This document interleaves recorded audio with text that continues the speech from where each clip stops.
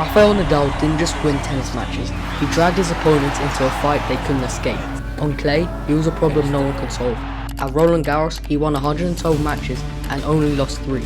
But those numbers don't explain why beating him felt impossible, because Nadal didn't just play you, he tested how long you could suffer. He chased down balls you thought were winners, forced you to hit one more shot, then another, until your legs burned and your mind cracked. He'd walk into finals against Federer's precision or Djokovic's endurance, carrying injuries that would sideline most players, and yet he still refused to back down. This isn't just about counting trophies, but it's about a man who made the impossible feel inevitable, and how he left some of the greatest players in history wondering what it would really take to stop him.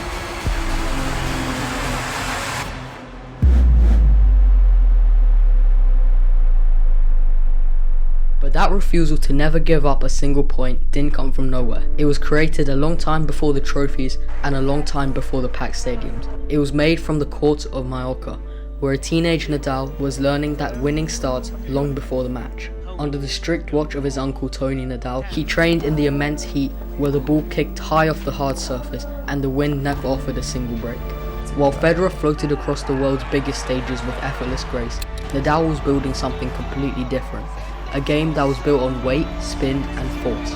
He didn't just glide, but he charged to each and every ball. He wore sleeveless shirts that showed the hours of work carved into his arms and shoulders. His legs pounded the baseline like pistons. His forehand kicked so high it dragged opponents into hitting from awkward and uncomfortable heights. Tony's rules were simple.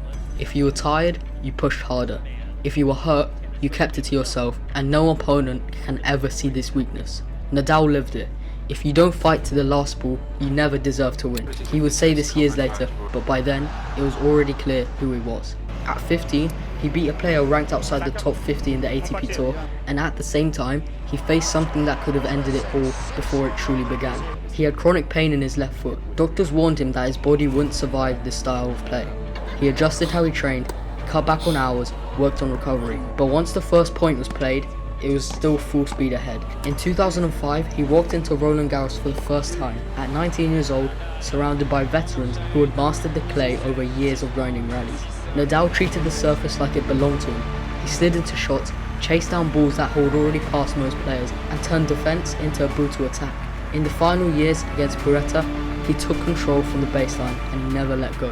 And there he was, a teenager holding the French Open trophy on his very first try. The sport had a new king of clay.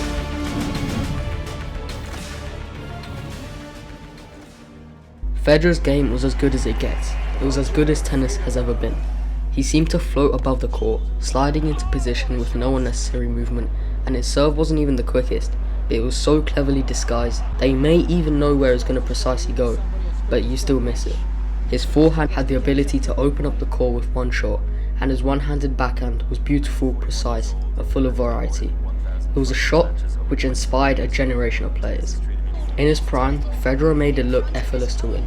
He beat his opponents less than he annihilated them. He lured them into a rally they did not want to be a part of. And at his time, he was truly the best at tennis. Between 2004 and 2007, he collected 11 Grand Slam titles, reached 10 consecutive finals, and he barely lost. On grass courts, he was nearly invulnerable, collecting 65 consecutive victories on that surface. But Nadal was different. Where others became frustrated with Federer's precision, he hit 3 or 4 perfect shots in a rally just to win one. Their rivalry was built over years. Nadal's dominance on clay was unchallenged, and Federer's on grass seemed to just be getting deeper and deeper. At Wimbledon 2008, Nadal broke Federer early on, hitting a forehand winner that clung to the ground and skipped on the grass. He won the first set 6-4 to Nadal. The second was much tighter, but Nadal had Federer at bay. At 5-4, Federer struck a backhand into the net, and it was 2 sets to love for Nadal. The rain came, so play was suspended. After coming back though, Federer seemed much sharper. The third set went into a tiebreaker, and Federer's serve, placement and forehand was supreme. He took it 7-5. On the fourth set though, Nadal had match points on his tiebreak, but Federer chased them away with aggressive backhand down the line.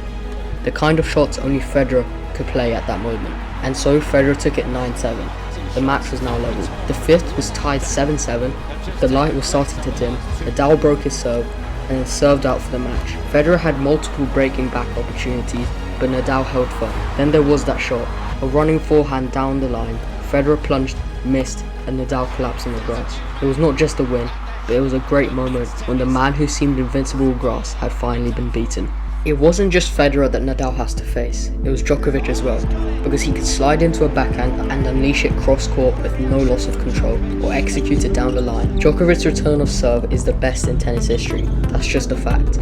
The giants of servers who walked up against others were shocked to find their serves rushing back faster than when they tossed them. He was a nuisance that no one could shake off in long rallies just because of his endurance, and he had no rival in his physical conditioning, flexibility and offense. Since 2011, Djokovic entered a period of supremacy that even Federer and Nadal could not ignore. He was 10-1 overall against them in 2011 and won 3 Grand Slams. He wasn't just winning, but he was winning from opponents who were playing the best they could play. But against Nadal, Djokovic found ways to handle the heavy topspin, yet it just went inches wide single set. In 2020, he defeated Djokovic in Roland Garros final in straight sets, and he faced Daniel Medvedev in the 2020, and where comebacks were no longer surprises, but more of an expectation. I hope you guys enjoyed this video.